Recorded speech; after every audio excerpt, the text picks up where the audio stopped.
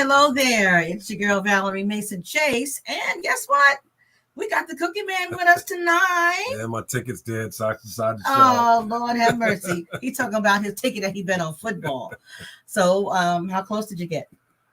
Not close? Too close. Close enough to want to cry. Oh, man. So, anywho, I thank you all for being here with us tonight, or if you're watching it at a later time, I want to give a shout out to Nicole.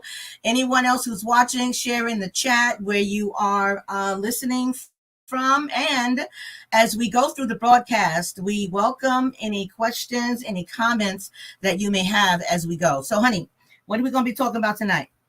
Restoration or restored marriages. That's right. Did I get it right? You got it right, okay, baby. You got it right. And listen, we know something about that because we went through a period of separation ourselves, and our marriage was restored. Matter of fact, we had probably 3 or 4. We had three separations and 3 restorations. I think this time we finally, with the help of God, we finally got it right. So, hey, Heather. Good to see you. Thank you so much for watching. And anyone who's watching, if you have not already done so, I would appreciate if you would, what's that thingy again? You subscribe, like, and share. Subscribe, like, and share. So we have a very, very special couple with us tonight. They're familiar, obviously, with marital restoration as well. And the wife I met in a Facebook group that I'm a part of, and someone had made a post and I read her comment. And once I read her comment, I said, oh, I would really like to have her and her husband on the show. So I went to her Facebook page. You know, I was looking at her Facebook page and I was snooping a little bit on her Facebook page. And I saw her and her husband there, and I got in touch with her, and they agreed to be here with us on tonight. And, you know, it's not always sharing your story, especially when you've gone through difficulties. It's not for everybody because it's not necessarily an easy thing to do, because it requires a level of transparency that not everyone is comfortable with. So I am going to bring this couple on, but while I'm bringing them on, I'm going to play a little something in the background. And let me just say, I do not own the rights to this song. I see. So sweet. From your man, Miss Gabrielle. I see that. Oh my gosh.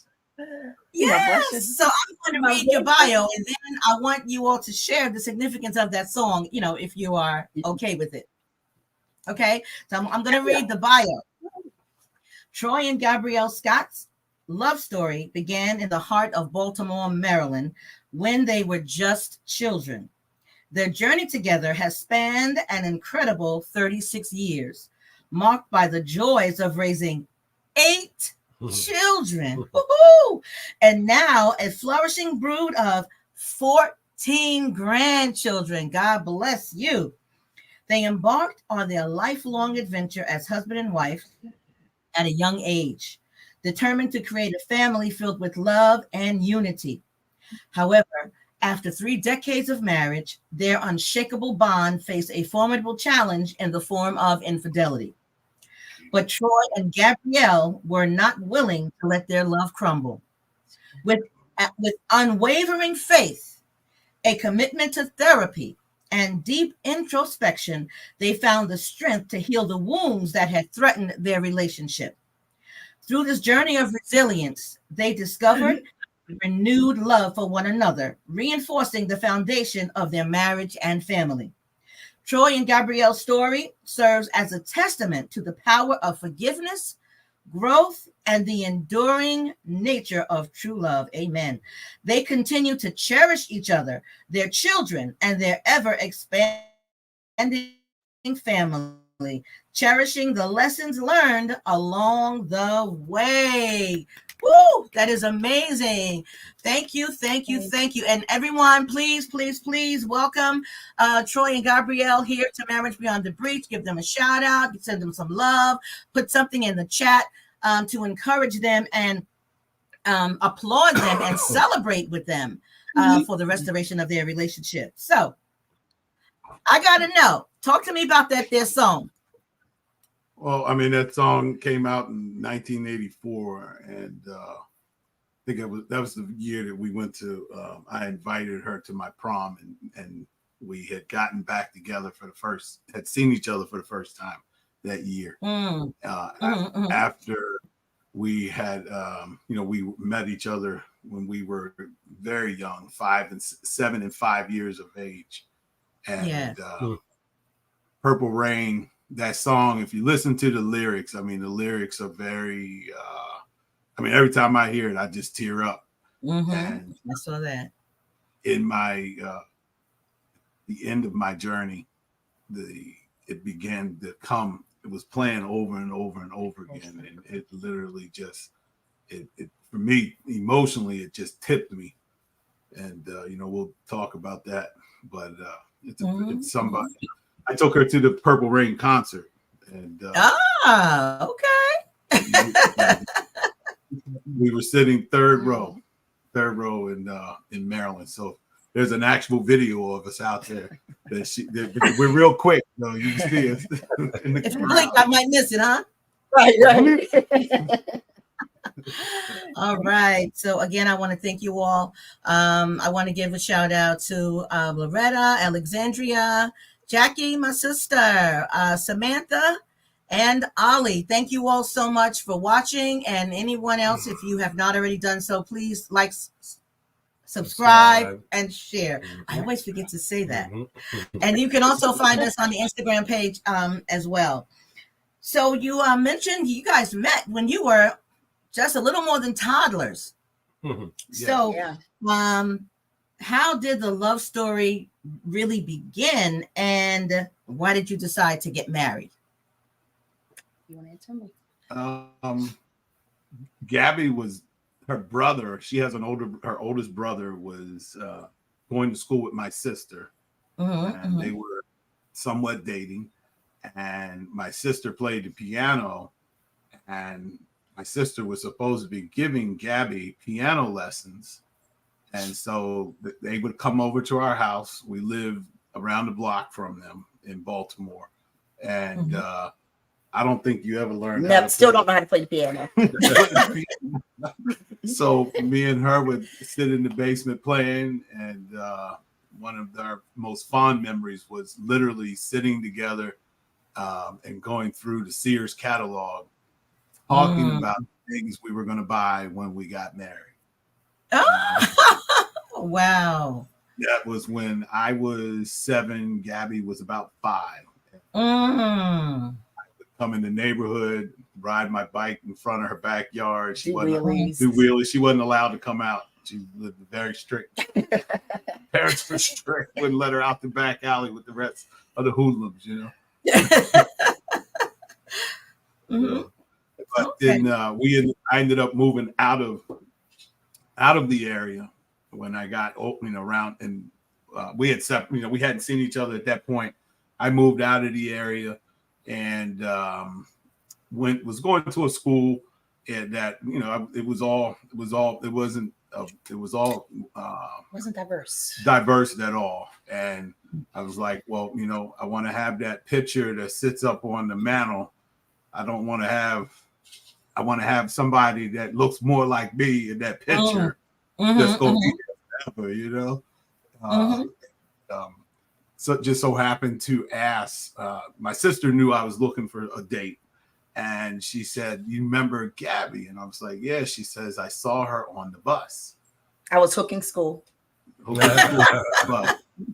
And she said, and you can tell the story from there. And she said, you know, "Oh, you know who I am?" I didn't really remember because I was scared. I wasn't supposed to be on the bus to begin with. So I was like, "You don't know me." And we exchanged numbers. She says, "My brother's looking for a date for his prom." I said, "Oh, I don't do blind dates. You know, that's not I'm supposed to be on this bus." And we exchanged numbers.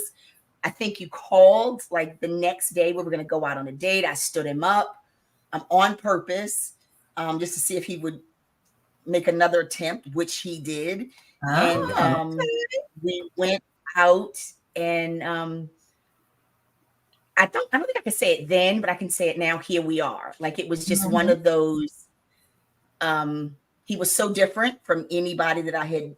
Well, I mean, one of the things that was, I mean, I'm sorry, let me cut you off. One of the things that was when I called you, you remember, you were getting ready.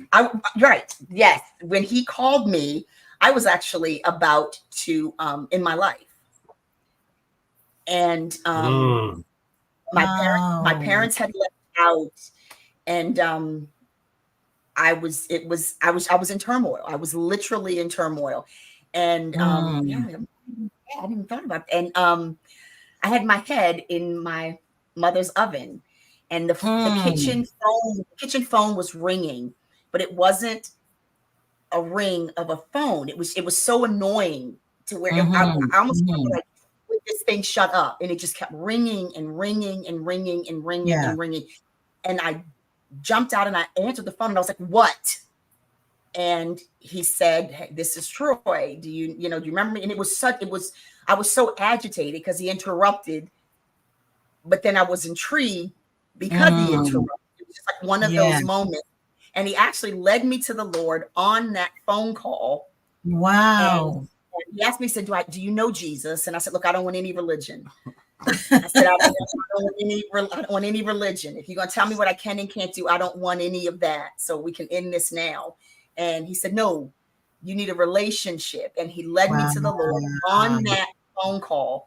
And was I 14? Yeah, I was 14. Yeah. No, you weren't 14. I was 15. Okay, I was 15. And give or take 6 months. And that's where it started. Wow.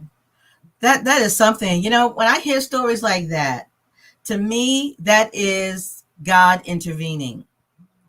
Absolutely. Because I don't believe in coincidences. When things like that happen, I look for God's hand in it.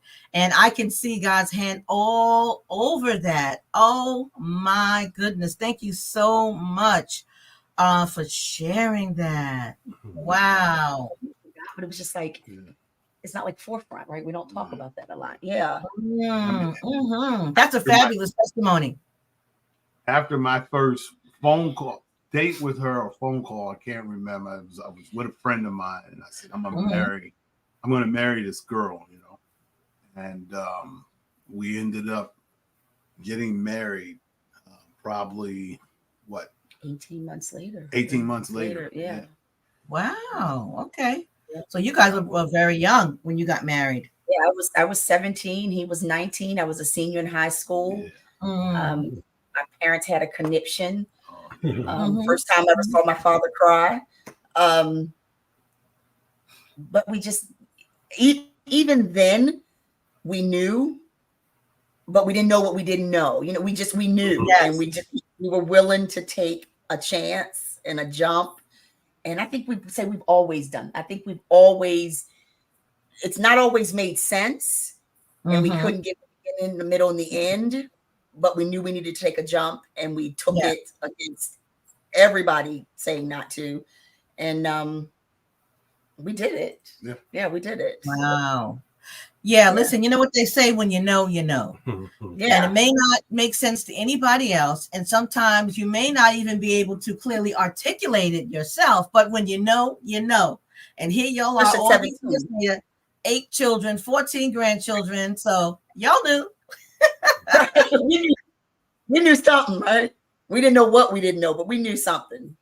Yes, yeah. That's so true. So describe the happiest times in your marriage. Excuse me. Good. Definitely the birth of our kids. Yeah. I mean, the birth of our kids, and I know everybody can say that, by far was the happiest, hardest, but the absolute happiest time of our marriage. And we built a house from the ground up with not a dime in the bank, but we built it on faith, and that was probably the happiest. So those were, for me, those are the two benchmarks. Moving into the house, because building it was, but it still was happy because there were the moments. But that was mine. Yeah. I mean, I can agree that those moments were the happiest times, and being able to, whenever people would see us and they say you have so many kids, they immediately expect you to be downtrodden, poor, and things like that. And, I was in the military, got out of the military, and it was tough. Not gonna say it wasn't, but you learn. But we ended up starting a successful business, and it afforded us to where at the time Gabby didn't have to work unless she wanted to. She took care of the kids. I worked from home. At the time, the first 4 children, we were homeschooling them. Okay. And so it gave us a lot of freedom, flexibility to just spend a lot of time with them, be with them, travel with them. We could just pick up and go wherever we wanted. And so that was the happiest time. Just being able to start our lives together with our kids. Worried about how we were going to feed them. Not saying it wasn't hard at times, because it was, but we made it, and we did well with that. Of our life. So when you all had your home built, did you in Maryland? In Virginia. Oh, in Virginia. Okay. What part of Virginia? Virginia Beach. Was it Norfolk, Virginia Beach, Chesapeake. My birthplace was right across the bridge in Portsmouth. Okay, yeah. Portsmouth Naval. So he was stationed at Oceana in Norfolk. So he was there for 20 years? Yeah. 20 years there. Yeah. Okay. I was only in Portsmouth for 2. I was born there, and my family left when I was 2 years old. So that's all I can say is I was born there. I don't know anything else. No. So I want to ask you, in your bio, you mentioned that at some point your marriage faced the challenge of infidelity. So share as much as you would like or you are comfortable with about that period or episode in your life. I think we're pretty transparent about it. It's not a secret. I don't know. Some people's stories, we fell out of love, right? Or something like that. I don't think, and I think we can honestly say we never fell out of love. We just didn't, we didn't have the skills. We didn't have the tools. We didn't have the wherewithal to know how to push through. Yeah. To take what we knew we felt and make it successful, right? I mean, the church circles, the ministry circles that we ran in, didn't believe the counseling inside the circle of the church, marriage counseling. Okay. It was never suggested, hey, marriage therapy is probably really good, and go get some outside counsel or go seek somebody. It was all kind of in-house. And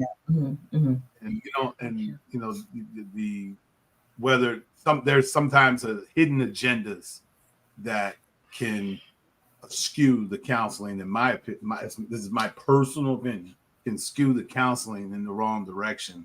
That's not advantageous for a very successful marriage, because we were in that period of time of the Pentecostal movement of he's the head of the home and you're to be submissive to him, and that, if he's blue and red, you blue and red, and that was hard. I mean, I got a mouth and a head and a tongue and a thought, and so I think, again, for me, because I didn't have the tools. I was a mother, I was nursing, I was teaching, I was doing all of those things, because again, your first ministry is your home, right? So, but I wasn't being filled up, I wasn't being poured into. He thought he was, but he wasn't. I thought he was, but he couldn't. And so it just kind of it was just this vortex where we did the silent treatment for days and days, weeks on end. We could walk around. We could walk around each other for weeks, eat dinner, and not have spoken for weeks, and nobody was the wiser, because it kind of just became God. It was a mask we wore, and we wore it well. And for me, that allowed the vain imaginations to come into play.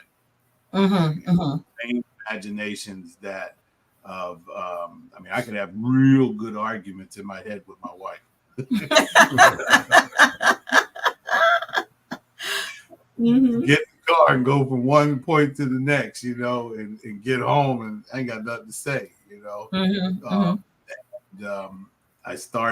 I bottled it up, I repressed it, and the aspect of not having, because we didn't, during that period of time, and not that we do now, we weren't alcoholics, we weren't drug addicts. The only vice, if you called it, not necessarily vice, but our outlet was our church, our church family. And we were part of leadership. And at that point, it was allow the, we blinked out there. I don't know if we cut out. Can you still hear us? Yeah. You still there? At that time, if anybody got a peek behind the door and knew what was really going on, you got kicked out of it's like the Wizard of Oz. You got kicked out of leadership. Behind the curtain. And so I started having I had a secret life going on, and my secret life was something that no one had any idea what was going on, by no means whatsoever. And in the early parts of our marriage, I had 2 affairs, and she never knew about them. And I did what I did, and called myself ministering to myself, and saying I'll never ever do that again, and didn't get any kind of counseling. Nobody knew about it. I wasn't accountable to anybody but myself, and as some form of accountability, there was none, and just there was nothing there. And I would say during the 30 something years, there were a lot of stressors in our relationship with children, and different aspects of things that we had to deal with as they were growing up, that put a lot of stress on us.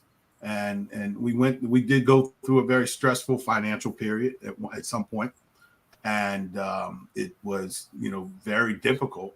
And then the last affair, I had made a determination that I'm done, and trying to figure out how to leave her and try to save face at the same time is what I was trying to do.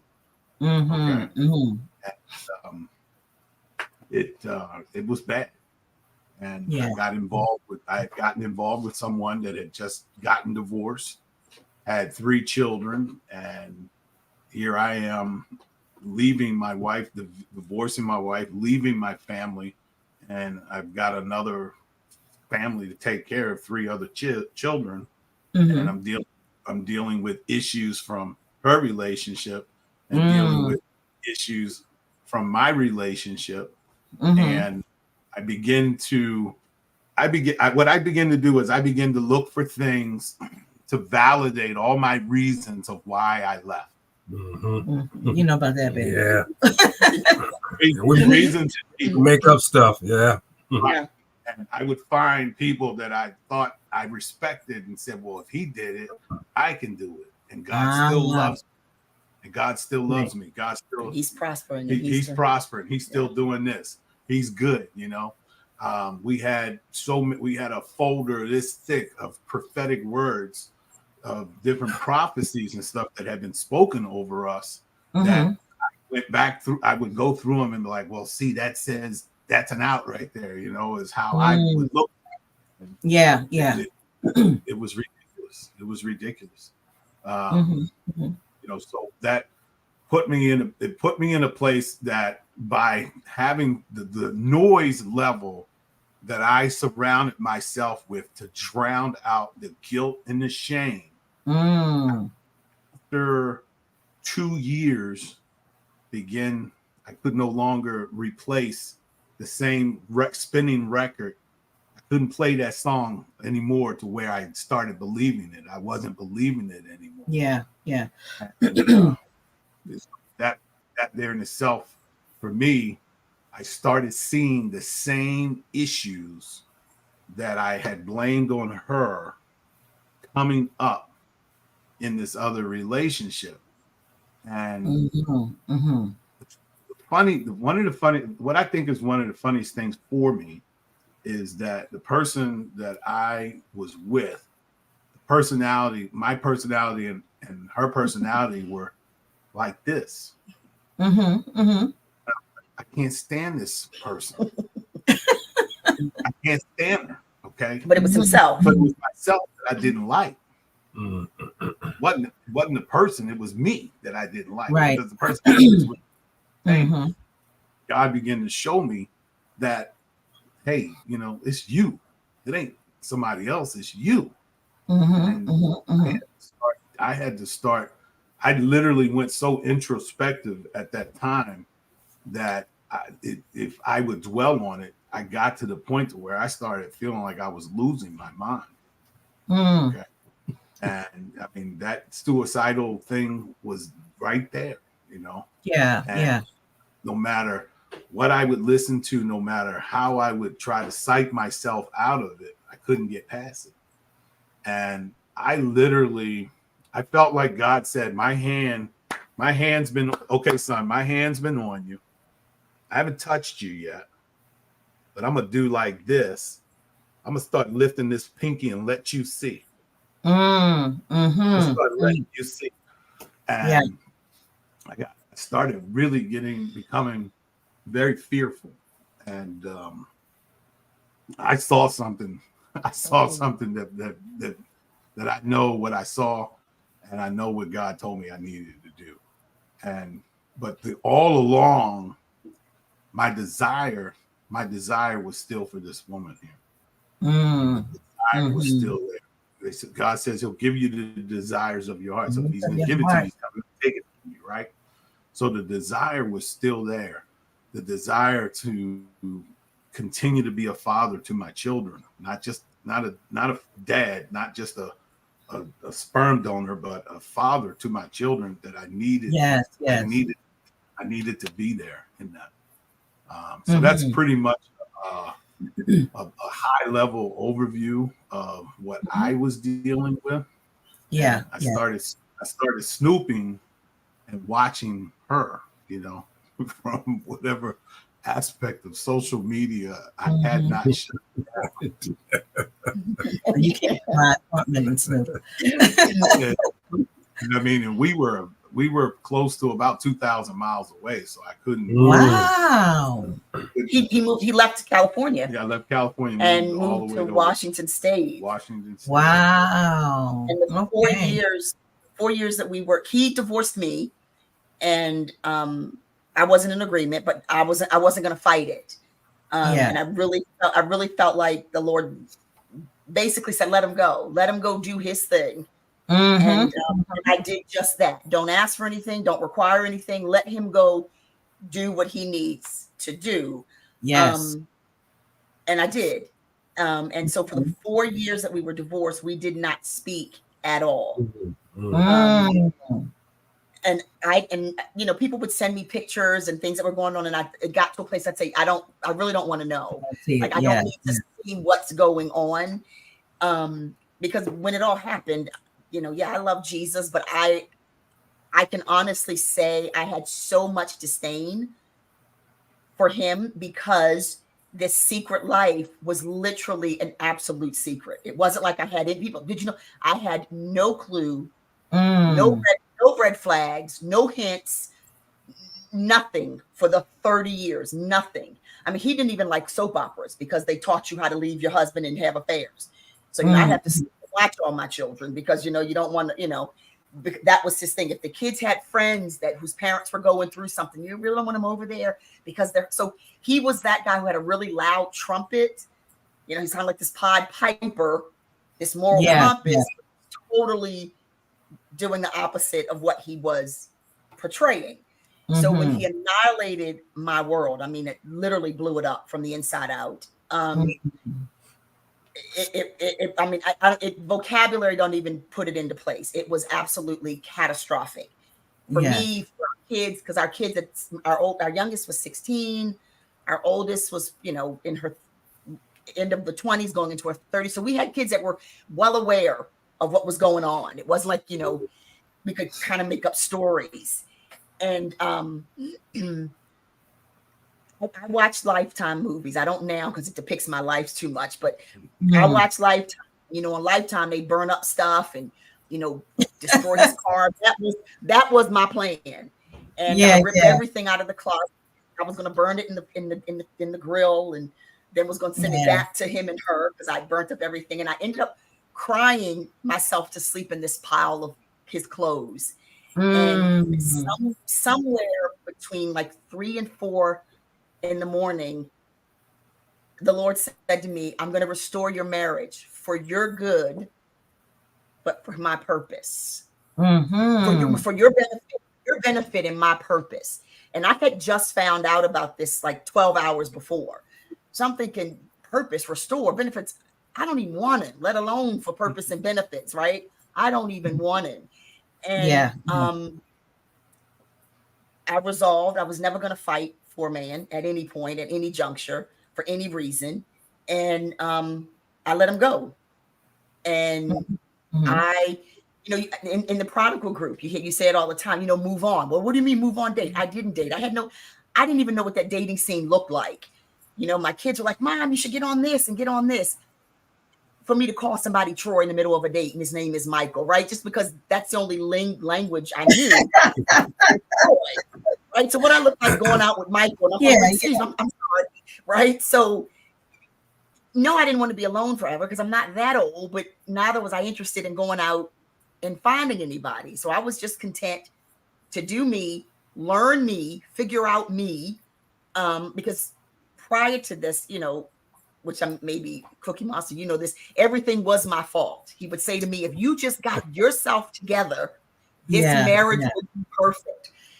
If you just, and so prior to all this, I had been in counseling for probably 3 years before this actually blew up. And he refused. I don't need no counseling. You go. Because it was always me. It was always me. And I would jump or did this a little bit different. He would be so happy. So I had kind of started the journey of figuring out me and where my problems were. And there was a whole bunch there, but a lot of it wasn't my fault. It was not my problem. And so in discovering that, I realized I could let him go do his thing and I was going to be okay. And I was going to be more than okay because I knew what God had spoken over my family with or without him. The promises weren't going to change. He was just going to miss out. But the promise was still there. And we didn't talk for 4 years. I was in Europe and he called. My dad was sick and he called to give me some news about it. I got the information and I got excited, like a little, oh my goodness, because I literally had not heard his voice in 4 years, but I also stayed very focused. Like I wasn't going to go, he on his way back. And for a couple weeks, he would sneak and call. And we just kind of talk about just, again, my dad and whatever was going on and flirt a little bit. And but I still had to stay focused because my prayer to the Lord was, I wanted him home. Of course, he was my husband. He was my covenant. He was the father of my kids. He was the only man I've ever loved and known, ever known and loved. And but I didn't want the guy who left. And if it meant him coming back like he was, he needed to stay where he was. And God bless him while he went, right? And so because I had so many of my Christian friends going, no, just take him back. No, I didn't want that back. I deserved better. My kids deserve better, just like he deserved me to be better. And I wasn't going to give him that old broken, and I wasn't going to take it from him. So I felt like I was almost gambling, like, just take him any kind of way, but I also knew what I had asked for. And I knew God was my dad, and I knew he was going to honor me one way or the other. It was going to work in my favor, because the currency is obedience. And so I just stayed the course. And it got to my hatred, and my hatred and my visceralness for him. I don't know when it shifted. I can't tell you when, but it was thick and it was real and it was tangible. I stopped praying for my marriage. Don't know when, but I started praying for his soul, because I knew the man that he was, even though what he was acting out, not that I was going to excuse it, but I knew who he was at his core. So my prayer became just save his soul. Like, don't let him die without repenting before you. He don't have to say it to me. He never has to come to me, but don't have him on his deathbed or something happen and he hasn't repented and made it right with you, God. That became the prayer. I wasn't doing it faithfully. I wasn't fasting every Wednesday. Whenever the Lord would drop it, I'd pray for him. There'd be weeks I didn't even think about him. And there'd be weeks I'd be fasting for him. So I wasn't zealous about it. I wasn't over. It just came. It was so organic. It was so organic. And I didn't share it with a lot of people because, girl, what you doing? Waiting for him. He did this, that, and the third. And so I had a really, really tight group of women that knew us before, knew us through it, and who still now stand with us after, that I could literally pour my heart out, like my soul. And I'd be talking out in left field and they never said, Gabby, you sound crazy. Like, we got you. I hear you. They would validate my left fieldness. It was, take the scripture or go do this. We got you. We hear you. I understand. They were empathetic. They boosted me up when I was like, I can't do this. Yes, you can. What you mean you can't? You got your daughters. They're watching you. And that core group of people are still the core of my support system. They still hold my hand. They hold our hearts. They hold us. And I trudged through it knowing I knew who he was at his core. And I knew that he only walked away because of the shame. And I knew the shame and the guilt he felt was so supreme, he couldn't see beyond that. And so I started praying, silence the shame, silence the guilt. And he never came back. He needed to come back to his daughters and his sons and his grandkids. And it shifted. Don't know when, don't know how. I stopped praying to come home to me, but to come back to his first love. Because again, I didn't want that guy that had left. And if he returned there, if this was supposed to be restored, God would make sure that was, and he would bring me the guy who I deserved to have, which feared the Lord and put him first and respected and honored me and our home and our kids and our daughters and our sons. And that's what I wanted through this really, really, really, really, really hard journey. And it was really, really, really hard. I mean, it was hard. There were days you didn't want to get out of bed, but there were days you knew you had to. And I would not know the Lord like I do if this had not happened. And I don't think I've even shared this with him. I was talking to somebody at church today. The best thing that ever happened to Troy and Gabby was the discovery of that affair and us walking that 4-year journey. That is, and you said that when you came back, I was like, how could you say that? It was horrible. But I can say that now because the growth that we've done individually And the intentionality that we have as a couple would never have happened ever if that had not have blown us up. So it's almost like we call it Scott 1.0 had to literally die. Like it had to be annihilated. And it's still dying. It's still dying. I mean, we are still in the process. We are still in therapy. We're still in counseling individually, couples. But there's an intentionality that we didn't have the first go round. And because love was always the foundation, we've always loved each other passionately. And now it's with maturity. And now we've got the skill set and the verbiage, right? Yes. To navigate something as big as love. It's not just this feeling. It's like this intentional thing that we have to consciously step over every single solitary day to arrive at restoration that's still being restored. Right. And that's just kind of where we land, right? Wow, that is an amazing story. Oh my goodness. And a lot of that Frankie and I can identify with, because our last separation, we were separated for 6 years. And when you spoke about just letting him go and just do his thing, I had to get to that place as well, because for the first few years it was, I want my husband. I want my marriage back. I want my husband. I want my husband. It was all about Frank, my cookie man. Yep. But it got to a point where it had to be about me and God. And the way I describe it is, I let go, but I didn't give up. That's right. Right. Yes. That's a difficult place to be in. But when you are there, you can recognize it because you have peace in that space. When you are consumed by, I want my husband, I want my marriage, there's no peace there. But when I got to the place, yes, and I said, God, listen, that's your son.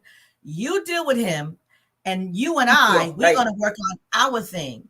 And I was able to let him go, but I didn't give up. And like you, I didn't pray for my marriage to be restored all the time after I got into that space. Into that lane, right? And it's a piece that's almost, it's so unnatural. It almost feels like you're maybe being a fraud, because I would remember going, should I be peaceful?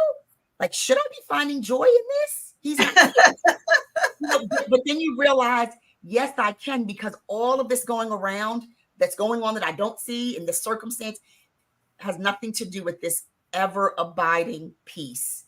And it overruled everything. And there were moments that you go, oh, I wish he was. Like, because I travel so much, I didn't have anybody except my kids to be like, I'm getting on a plane, and they, mommy, be safe, but I wanted that man, that adult, that man to say, baby, I love you, baby, you got a partner, somebody at the airport. My kids are there with banners. I wanted him to be there just by himself. But that peace, and once you get to that place of peace, I'm telling you, there is nothing like it. Right. Because it carries you literally from pillar to pillar to pillar. And it's almost like it's supernatural. In the midst of chaos, the peace is unbelievable once you hand it over. And that's absolutely. That's one of the things that I learned, and what she's saying now.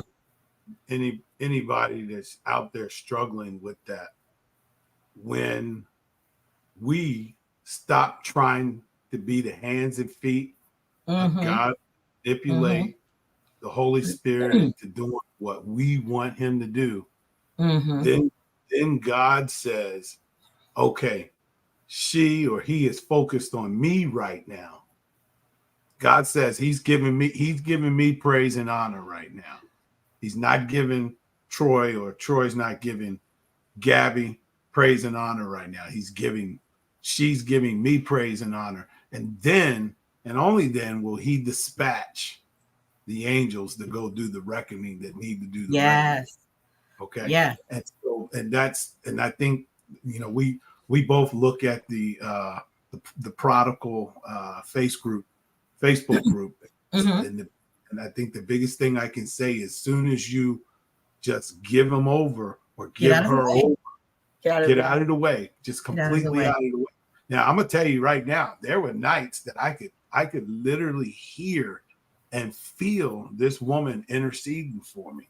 And I literally was probably in that pit where Jesus saw when Jesus went to hell and he was just like, dip your hand in here, and I could feel it.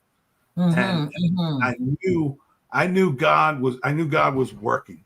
I knew he was working behind the scene. Yes. I didn't know how it was going to happen. I didn't know when it was going to happen, but he kept showing me the vision of it being restored. He kept showing it to me. And I couldn't, I mean, the other person had me on this clock of, you need to marry me. And I wasn't interested in marrying them. I felt like that would be somewhat. That was the deal breaker for me. That would have been an end all. Right. Because it was still burping and surging in my spirit, in my heart. Yeah. I was connected to this woman. I was connected to my children. And so I mean, I think one of the questions y'all have is that what would advice? Let him go, let her go, and let God be God. Yes. And that sounds so easy. It's easier said than done. Easier said than done. It's hard. It's hard because the thought of, if I let him go, will he come back? And I think there's like, if you let a butterfly comes back to, it was meant to be. I had to let go because I knew I deserved better. He deserved better. So I didn't just let go of him. I let go of us. I let go of what I thought this was supposed to look like. And without knowing it, and I can say it now, I lived in hope, not understanding what that was until I was in it. And so even though I wasn't consumed and I wasn't, vacillating over it all the time, especially by year 3, I was totally on to something else by year 3, not a person, but just a me. I still lived in hope, but I also made it really clear to God, because I'm a woman, right? I want to move the chess on the board. I want to move the stuff around and looking cute if he does pop over to kind of, surge him up. I made it clear to God, I did not want to manipulate this at all. If he was coming home, it was going to be because God brought him home. It wasn't going to be anything that him and I did behind the scenes, or me finagling something. It was going to be clear. What are you doing standing on my doorstep, which is exactly how it happened on the day my dad died? What is this? Like, only God could have orchestrated that, because neither one of us, it was totally out of our hands. And I know me, I'm a move, and I could do a little bit of this and call him and send him a picture. And I didn't want anything. I wanted him back because God brought him back. Yes. And if God brought him back, I knew God was going to do what needed to be done to keep him back. I'm not going to babysit. I'm not going to run behind. I'm going to let you stand before God and answer. And we're going to be married and do what we needed to do. So I didn't want to manipulate the situation. And that meant letting him go. I mean, now she doesn't, like she said, she's not running behind, but there's still a very high level of accountability that I have to her because I had developed some very bad habits. Like, I don't want to ever fall into those bad habits. I don't want to allow the vain imaginations to take over and try to dictate what my relationship should be. And so we have as many devices in between to keep the stuff on point. Actually, we got into an argument just the other day. I was ready to take contact that we ain't doing this. We ain't doing this. And this happened. It was yesterday. It happens to be because the system that I'm using to repeat my phone calls and my text messages to her aren't coming out. They're not showing up like they're supposed to. Something's wrong with it. And my righteous indignation is, well, I've been back here for 2 years and I haven't done nothing, and I have to check myself constantly to say, oh yeah, this can take as long as it needs to take, Troy. Yes, absolutely. It can take as long as it needs to take. I have to be empathetic and sympathetic and show sympathy to what she's dealing with. Yes. And what I find myself doing sometimes is getting too comfortable, okay, with the level of forgiveness that she has given me, okay.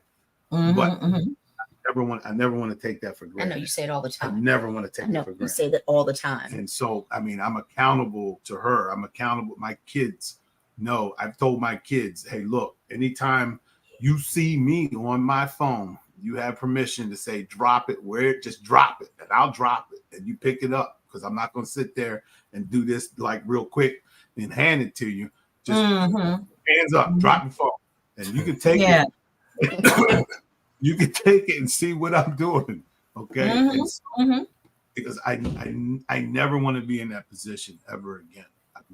I know what God has told me when He brought me back, going that what was going to take place, and I'm sold out to it. I'm sold out to it. Amen. And, some people hearing this may say, well, how do you just go from turning it on to turning it right off? It wasn't a turning it off. It's a process. It's a process. And you know, the person that I was with, if you had an opportunity to interview her, she would tell you something was going on with this fool, because I could feel the pulling away was taking place. Okay. And because I was reconnecting spiritually first, in the spirit and then in the natural, right? So God was reconnecting. He was reconnecting that spirit with us, and I don't know if that makes sense, but it was happening. It was happening. Yeah. I don't want to dominate. I know there's more questions. So I went to Matthew Tate had a question. I'm gonna ask you a question, Matthew, but I just want to thank the rest of you who have tuned in since we've been talking. I appreciate you being here. And again, put your comments, your questions in the chat. And if you haven't already done so, subscribe, like, and share on YouTube. And you could also find us on Instagram. So Matthew was asking if you purposely ever put your new relationship in your spouse's face. No, he never. It was a one and done. I mean, it was, the affair came out, I put him out, and that was it. It was he never dangled her, or and surprisingly, I never did a comparison. The whole 4 years, I never, again, that's a God thing, because I'm a woman, right? But I never did what does she have that I didn't? You know, what is he getting from her, you know, in terms of looks and all of that? It never was there, but he never threw her in my face. He never dangled her. And even on his coming back, when I bring her up, which is getting less and less and less, you'd say, right? Give me credit. Yes. Right. Right. Same thing. I'll put you, sis. I'm with you. Right there. But Frank, you know how you always get that. I got a question for you. Yeah. When you hear that, can I ask you a question, or can I look in your phone? I'm like, okay. But real quick, I had to learn to get out. I had to learn to get out of the way. When she was feeling something, I had to learn that it wasn't an attack on me. I didn't have to be defensive. I had to learn to accept where it was coming from, why it's coming up. Even in our case, it might be 4 years ago, whatever the case is, and understand that's how she's feeling at that moment. And like you said, it doesn't last as long as it used to. It doesn't happen as often, but I still, when it happens, if it happens, realize it's not a personal attack. It's a trigger. Like what Phil always discussed to me. I had a trigger. I recently had a picture. She saw the picture. She had a trigger. And I deleted the picture, you know, because all I was looking at was the picture.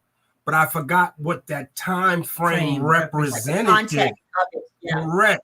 So the picture itself was innocent, just him and a bunch of guys. Years past, I would have been defensive and wanted to keep it, but because I'm at the point now, you know what? Hey, it's just a picture.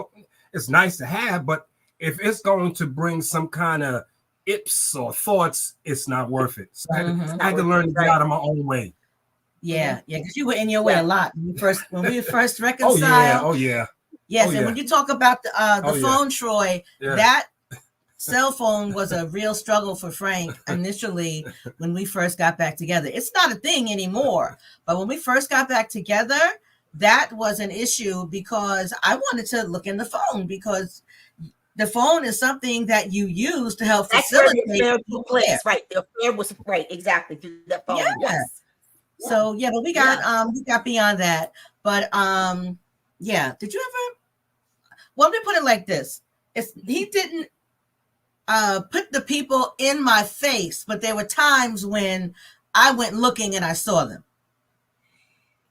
because it was local. See, he didn't move far away. Okay, he was okay.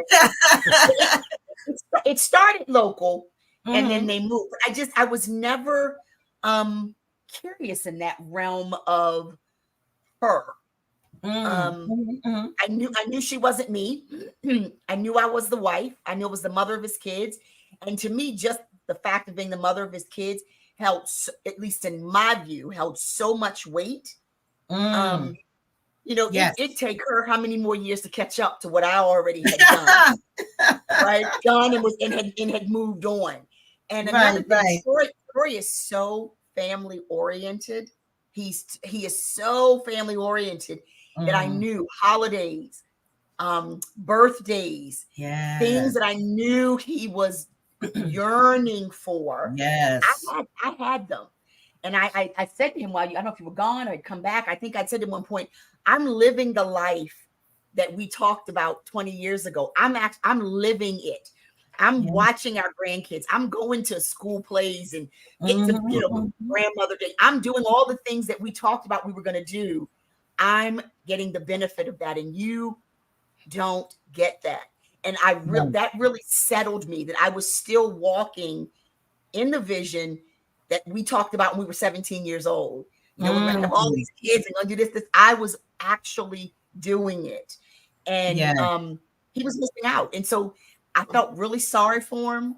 There were moments that I was just like, that's what you get, that's what you get. You deserved it.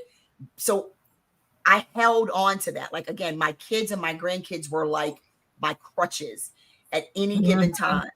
I found out they had a text going, who was going to hang out with mom that weekend. I didn't even know that. Like, I didn't know I was being passed around. We don't want mom to be home alone.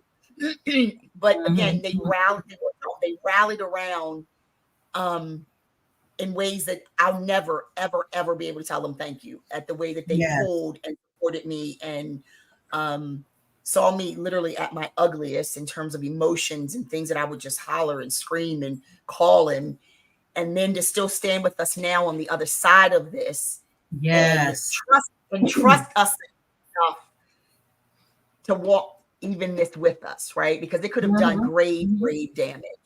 And not that it didn't hurt and cause some schisms, but I think, and I mean, you echo me, I think the bond and the relationships now with the children and with the family, there's something so special and so thick that, it's like when you go through war with somebody, with those buddies, no matter how many years later it is, those are your war buddies because you survived the war. Right. So I look at my kids and my grandkids and I'm like, we survived the war and we came out, we might smell like smoke and have a little, dirt on our faces, but we came out stronger than we would have ever if this had not taken place.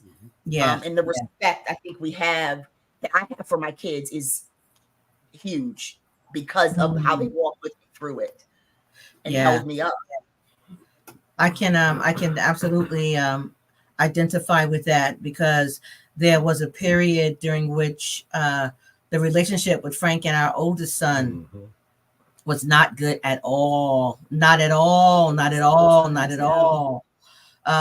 Because both of my sons are kind of mama's boys, you know.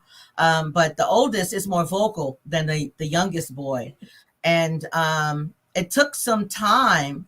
And what I communicated to Frank is that the onus is on him to be intentional about rebuilding that relationship. So they have a great relationship now. Very, very different. It's a complete 180 from how it was before. And again, it took me a while to get there, because initially when I would hear that, I used to say, that's my business. That ain't got nothing to do with him. That's, he's a child, so on and so forth. And also, I was afraid to face the conversation, because I would have to expose myself. And I was trying to, hide. Vulnerable. And I was trying to hide and protect that at all costs. Yeah. At all costs. But like you said, I had to open up, be vulnerable, and whatever happened, be secure in the fact that I was still loved, and it would take a while to get what I was looking for, whatever it was. Because there can't be real, full restoration or reconciliation without transparency and honesty and openness. Yes. Got to be wide open. If you're not prepared, that can look ugly. It can happen. That can look ugly, right? Restoration can look ugly, right? Emotions are flying, and again, these are adults. You can't give them a Slurpee and some gum and these. Right. I had really strong views, really strong opinions. About this, and because they were with me through it, I had to honor and hear to a degree of what they were saying. Also being able to say, I hear you, I respect that, but you also have to understand, you've got your partners. Y'all are with your husbands every night. I want to be with mine, right? So it can't support me openly, at least support me quietly, right? Don't, right. Hold it. And they respected that. And for out of the 8, even the 8s, we've seen huge progress. But I mean, again, it's just looking at the faithfulness of God from beginning to end throughout it all, really. So Ali asked the question, how do you handle family and friends talking negative? Well, the short answer for me is I don't pay them no mind. I don't pay them no mind. Well, I look at my check. If they didn't sign the check, they don't get a say. That's right. So they don't get a say. Yeah, because people on the outside will always. I'm sorry. Go ahead. No, go ahead. People on the outside always got an opinion, right? They always have an opinion. It's so easy to look at someone else's situation and say what they should do, rather than looking at your own situation and saying, oh, well, maybe I should do something different or show up differently somehow. It's so easy. So that's why when people are naysayers or negative, I don't pay them any attention, because the voice I really want to listen to is the voice of God. And whatever he tells me to do, that's what I'm going to do. That's my intention. And Ali, another thing, and we had to learn this early on, is you got to be careful who you're talking to about your spouse, right? We would get into a fight. I'm on the phone with my mother, hollering and screaming, he's a this, that, and the other. And we make up in 20 minutes and she's still mad 3 weeks later. Right. Exactly. Right. And it just keeps going and going. And she's mad literally for years over something that we've done with. So Scott 2.0, we, not that we don't tell you that there's a fight going on, because you can, of course, feel the tension, but we're at the place now, again, intentionality, where me speaking negative about him doesn't give me anything. It doesn't draw any life for me. It doesn't draw any life for us. And people speaking into this negatively are really cut off quite quick. Which is why during my process and my walk, I kept my circle really, really tight. And not that those women didn't say to me, yeah, he was a dog. He was, wasn't he? Yes, he was. But Gabby, you know who he is. Right? Even underneath that bark and that fur, you know who he is. They spoke the truth of his behavior, because his behavior was a dog, right? But they also called him to a higher place. And it's one thing to speak negative and keep you there, but tell the truth. Don't be a lie. He was a dog. But Gabby, you know what God has said about Troy. Gabby, you know what God has said about your marriage. I know. Then okay. So they would allow me to wallow, and they would for a little while. Right. They were very little while. They would join me in it because that's the empathy part. But they were very quick to pull me out and go, but Gabby, remember what God said. Gabby, remember what, yes, okay. And would bring me back around. So Ollie, just be careful, number one, if you're talking negative about the spouse, whoever, whether it be restored or not. And then remember what God has spoken over them, even in the midst of their behavior. Yeah. Even in the midst of my behavior. My cookie man is getting a little antsy. He wrote me 3 notes already. I only wrote 1.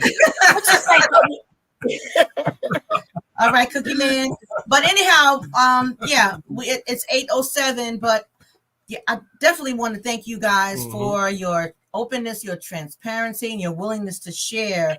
And I think you kind of addressed that question already about what advice would you give to a couple who was struggling with infidelity in their marriage. You kind of said for the betrayed person, the betrayed spouse, to get to a point where you can let go, but don't give up.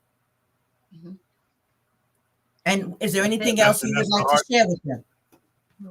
That's the hard part. They don't know how to do that. Don't give up part, and to give up. So when we say don't give up, we mean don't give up on God. Right. If God is who he says he is, and you believe he is who he says he is, then believe it and let him deal with it. Period. Let him deal with it. 100%. And play that song. There was a song entitled Step Aside. Step aside. Get out of the way and let God do his thing. Because sometimes there's stuff that's my business and that I'm accountable for. Then there's stuff that's God's business. I ain't got nothing to do with that. Right. Exactly. So, which again is, I think sometimes, especially in the prodigal group, it's all, what the spouse, my spouse is doing this. And it's hard to hear, but what do you do? I had to I wasn't responsible for his nonsense and him stepping out, not in the least, but I still had some accountability in this 30-year marriage, right? Whether it be my pissy act, whatever it was. And allowing God to shine the light on that, not the affair and his choices, but even my choices and my responses to absolutely. That. Not saying that I walked around singing hymns and doing all that because I was far from it. Still don't do it. But again, allowing God to go, Gab, let's look here. Let's examine this a little bit closer, because that attitude is filtering out. Yeah. Right. That response and reaction is starting to affect this. That was my part in this. That was my culpability in this affair, because I had some, I was part of this, and I needed to own that, and that couldn't have been owned unless God put the separation. And got me to focus on him. So when he shone the light, it wasn't Troy just trying to be, trying to show he Mr. Righteous. It was God going, no, that's me. that tap you feel is me. That's me getting your attention. And I had no choice but to respond. If I was who I said I was. Yeah. And I think that's difficult also is for the betrayed spouse to be able to see and accept the part they played in absolutely the destruction of the marriage. And that's something I struggled with for a while, because initially it was all about Frank. It's Frank. And God had to do the same thing to me. No, Val, what part did you play?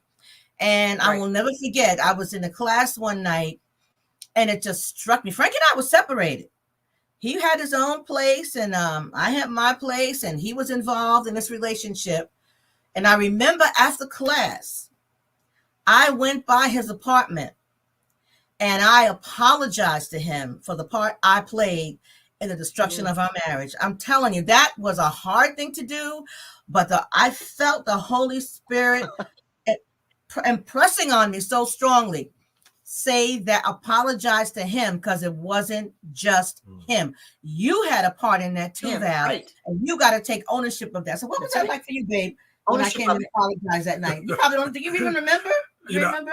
I mean, because we are where we are, I can make this comment. I'm glad I was by myself. When you came over. He said he's glad he was by himself.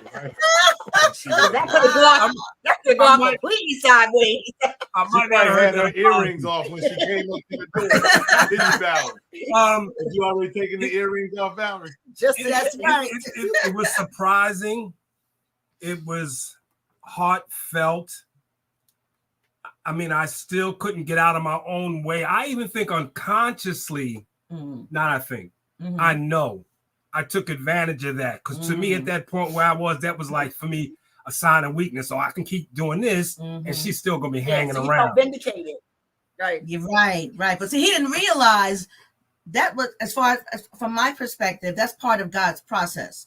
He couldn't at that point see that this was God, because you think I'm gonna stop and apologize to this man? No way in the world. But when the Holy Spirit of God speaks to you so clearly, for me, I'm compelled. I have to do it. It was hard. It was hard. But I did it. So I'm glad I did, because I did play a part in it. And what I always say, when a marriage is destroyed, it's never 100% one person's fault. Both people make it, both people break it. Even if it's a 95 to 5%, accept your 5% and be accountable for that, and commit to making whatever changes you have to make going forward to build everything back up. All right, babe, come on. So I'm going to say bye, because my cookie man, now he just wrote me another note. The Giants are on. He's a Giant fan. Troy, Gabby, thank you, guys. Thank you so much. It was a wonderful so much for having us. Absolutely. So we'll stay in touch.